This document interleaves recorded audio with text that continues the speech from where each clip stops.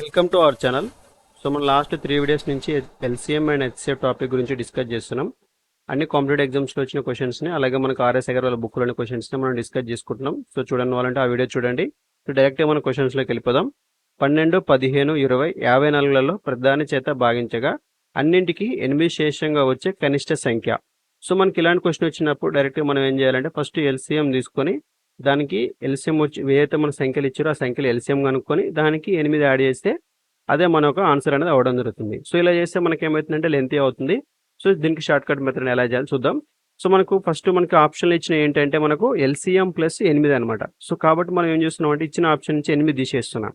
So మనకి 8 తీసేస్తుంటే 544 నుంచి 8 తీసేస్తే మనకు 536 అవుతుంది. 548 నుంచి 8 తీసేస్తే 540. అలాగే మనకు 504 నుంచి 8 తీసేస్తే మనకు 496. అలాగే మనకు 536 నుంచి 8 తీసేస్తే 528 వస్తుంది. సో మనకి ఇప్పుడు 8 తీసేసిన తర్వాత వచ్చింది ఏందనమాట, ఇవన్నీ కూడా మనకు ఎల్సీఎం అన్నట్టు. సో ఇవన్నీ ఎల్సీఎం.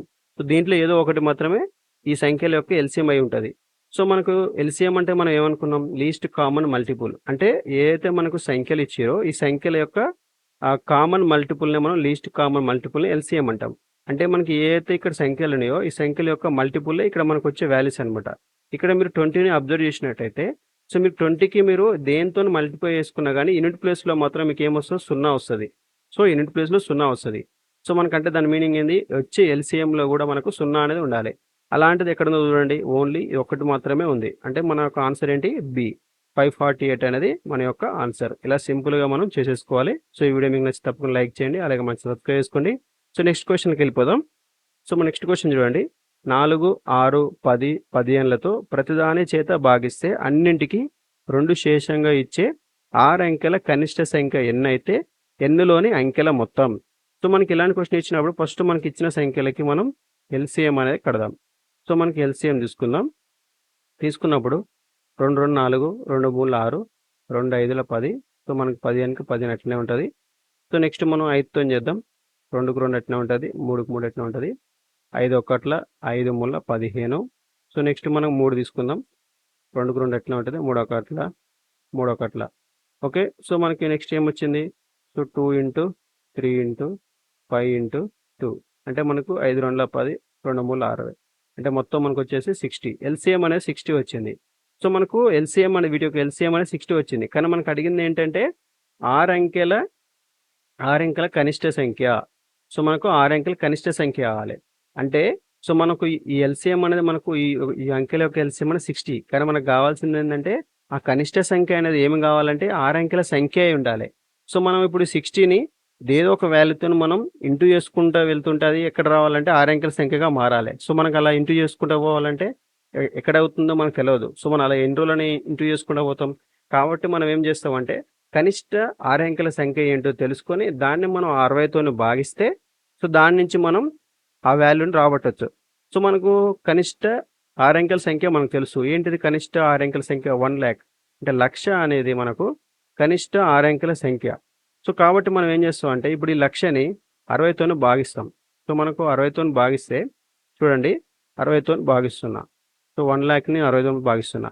సో భాగిస్తున్నప్పుడు ఇక్కడ 60 ఉంది, ఇక్కడ మనం 2 డిజిట్ తీసుకుంటే 10 అవుతుంది. కాబట్టి నేను 3 డిజిట్ తీసుకుంటా. సో తీసుకున్నప్పుడు మనకు 61 60. ఓకే, 61 60. సో ఇక్కడ మనం చూసినట్టయితే ఇక్కడ 0 ఉంది, 0కు 0 అట్లా ఉంటుంది, ఇక్కడ 0 ఇక్కడ 0.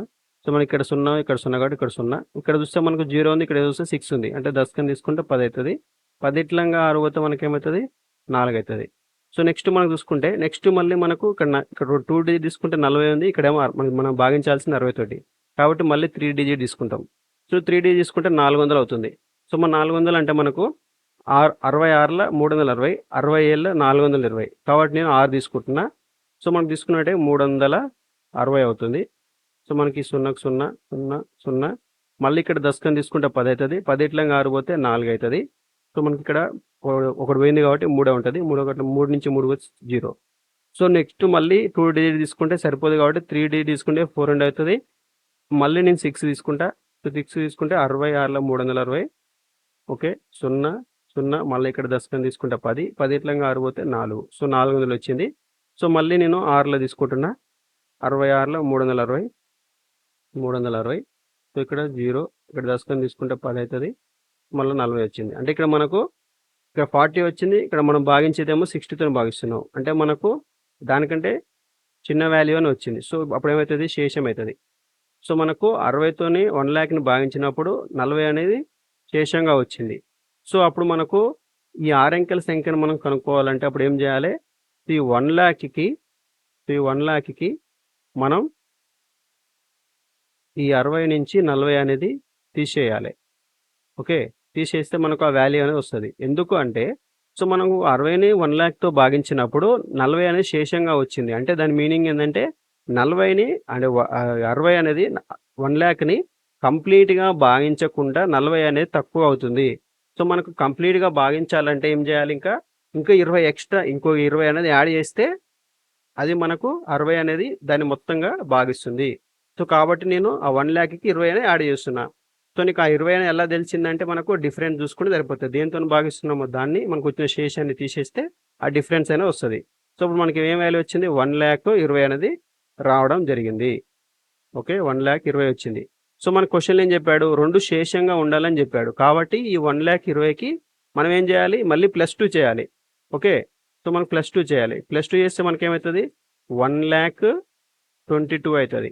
సో మనకు వచ్చిన ఇది 1,22,000 అనేది ఈ n అనే వాల్యూ, సో వచ్చిన వాల్యూ.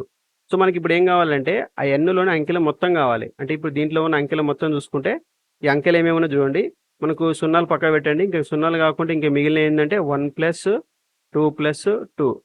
సో మనకు 2 2 4, 4 1 5. సో 5 అనేది మన యొక్క ఆన్సర్. ఆప్షన్లు ఎక్కడ చూడండి, ఫస్ట్ ఆప్షనే ఉంది. సో ఒక ఇలా చేసుకోవాలి ఇది. సో నెక్స్ట్ చూడండి, 6, 9, 15, 18లతో భాగిస్తే అన్నింటికి 4 శేషంగా ఇచ్చే 7 యొక్క కనిష్ట గుణిజం.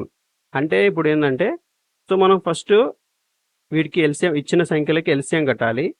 సో మనకి ఎల్సిఎం కట్టి +4 చేస్తే అది ఏం కావాలంటే 7 యొక్క గుణిజం కావాలి. ఓకే, 7 యొక్క గుణిజం కావాలి, 7 యొక్క గుణిజం కావాలి. సో మనకు అది 7 యొక్క గుణిజం అవుతుందా లేదా అంటే సో మనకు తెలియకపోవచ్చు, అది అవ్వచ్చు అవ్వకపోవచ్చు. సో మనకి ఎక్కడైతే దాని యొక్క గుణిజం వస్తుందో అక్కడ వరకు తీసుకోవాలి. అంటే అప్పుడు మనం ఏం చేయాలి, ఈ ఎల్సిఎం ఇంటూ కే అని నేను తీసుకుంటున్నా. కే అంటే ఏంటంటే ఇక్కడ కే అనేది మనకు 1 నుంచి స్టార్ట్ చేసి ఇన్ఫినిటీ వరకు ఏ వాల్యూ పెడితే మనకు అక్కడ మనకు ఎల్సిఎం అనే ఒక నెంబర్ వచ్చింది, దానికి మనం +4 యాడ్ చేసినాం. అది మనకి 7 యొక్క గుణిజం అవుతుందా కాదా అని మనకు తెలియదు. ఒకవేళ అయ్యిందనుకో అదే మన ఆన్సర్, ఒకవేళ కాలేదనుకో అప్పుడు ఏం చేయాలి, నెక్స్ట్ వాల్యూ తీసుకోవాలి. నెక్స్ట్ వాల్యూ అంటే ఏంది, ఎల్సిఎం అనేది మనకు దాని యొక్క మల్టిపుల్ తీసుకోవాలి. ఇప్పుడు మనకి ఎల్సిఎం వచ్చింది, సో ఆ అంకె మళ్ళీ అన్నిటితో భాగించబడుతుంది ఎల్సిఎం అంటే. మళ్ళీ ఏ అంక అన్నిటితో భాగించబడుతుంది అంటే ఎల్సిఎం యొక్క మల్టిపుల్లే దాని యొక్క అంకెలతో భాగించబడుతుంది. కాబట్టి నేను కే అనే వాల్యూ తీసుకుంటున్నా. ఆ కే అనే వాల్యూ 1 నుంచి ఇన్ఫినిటీ వరకు ఇలా చేసుకుంటా వెళ్ళాలి. సో మనకి ఇలా చేసుకుంటే టైం వేస్ట్ అయిపోతుంది. కాబట్టి డైరెక్ట్ నేను షార్ట్ కట్ మెథడ్ చెప్తున్నాండి. సో ఇప్పుడు మనకు క్వశ్చన్లో ఇచ్చిన వాల్యూ ఏంటి, ఎల్సిఎం అంటే మొత్తానికి ఏం చెప్పాడు అతను, 7 యొక్క కనిష్ట గుణిజం అన్నాడు. అంటే 7 యొక్క కనిష్ట గుణిజం అంటే దాని మీనింగ్ ఏంది, ఇప్పుడు ఏదొక వాల్యూ వస్తుందో ఆ వాల్యూ అనేది 7 యొక్క గుణిజం. అంటే దాని మీనింగ్ ఏంది, అది 7తోనే భాగిస్తుంది అన్నట్టు. సో మనకి 7తో భాగించే ఆప్షన్ ఏదో చూసుకుంటే సరిపోతుంది. ఓకే, సో మనం ఫస్ట్ ఆప్షన్ చూసినాం అనుకోండి, 7 5ల 35, ఇంకొకటి మిగిలితే 7 2ల 14, అంటే ఇది ఎగ్జాక్ట్గా భాగిస్తుంది. సో ఇది అవ్వడానికి ఛాన్స్ ఉంది. నెక్స్ట్ ఆప్షన్ చూడండి, 7 2ల 14, 14 పోతే ఇంకా 4 ఉంటుంది, అంటే 44 అవుతుంది. 7 6 42. సో ఇది కాదు. ఓకే, నెక్స్ట్ 7 10ల 70, ఇంకా 4 మిగులుతుంది, అంటే ఇది కాదు. సో నెక్స్ట్ చూసుకున్నట్టే 7 13ల 91, సో ఇది కూడా కాదు. అంటే మనకు ఓన్లీ ఇది ఒకటి ఎగ్జాక్ట్గా భావిస్తుంది, అంటే ఇదే మన యొక్క ఆన్సర్ అనేది అవడం జరుగుతుంది. సో ఇలా మీరు షార్ట్కట్లో చేసుకోవాలి. సో నెక్స్ట్ చూడండి, 5 6 7 8లతో దేనితో భాగించిన 3 శేషం ఇస్తూ 9తో నిశేషంగా భాగించబడే కనిష్ట సంఖ్య అన్నాడు. సో మనం ఇప్పుడు ఏం చేయాలంటే ఫస్ట్ ఇచ్చిన సంఖ్యలకి ఎల్సిఎం కట్టుకోవాలి. ఎల్సిఎం కట్టుకొని +3 చేయాలి. సో అదనేది ఏం కావాలి, 7తో నిశేషంగా భాగించాలి. సో మనకు ఇలా చేసుకోవాలి. సో ఇలా చేస్తే మనకు లెంత్ అవుతుంది. కాబట్టి షార్ట్కట్ చెప్తుంది చూడండి.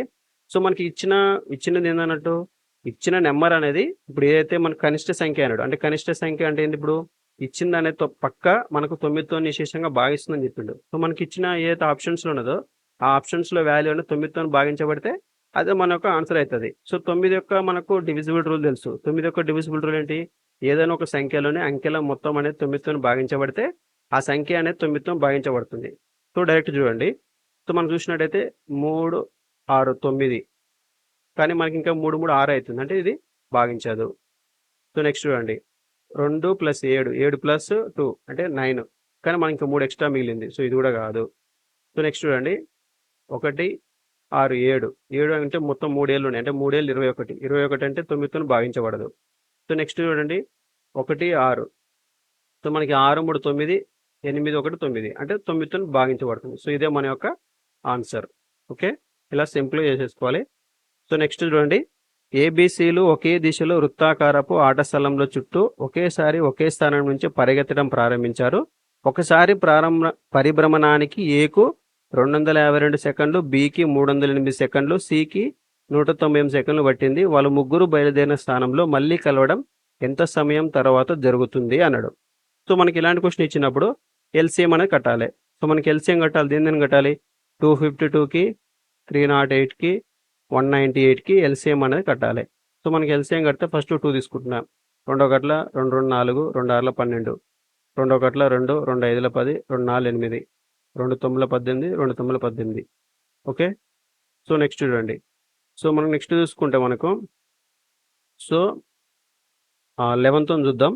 సో మనకు 11తో చూసినప్పుడు 126కు 11 11 121 అంటే భాగించబడతలే కాబట్టి 126 గంటలు తీసుకుంటున్నా. 11 14 నెక్స్ట్ 11 9. ఓకే, నెక్స్ట్ చూడండి, సో నెక్స్ట్ చూస్తే 3తో చూద్దాం. 3 4 12 3 2 6 14 14 అట్నే ఉంటుంది, 3 3 9. సో నెక్స్ట్ చూస్తే మనకు 3 1 3 4 12, సో 14 14 అంటే 3 1 3. సో నెక్స్ట్ చూసుకుంటే మనం 14తో తీసుకుంటే 1 1. సో మనకు మొత్తంగా ఏమేమి వచ్చినాయి చూడండి, 2 ఇంటూ 3 ఇంటూ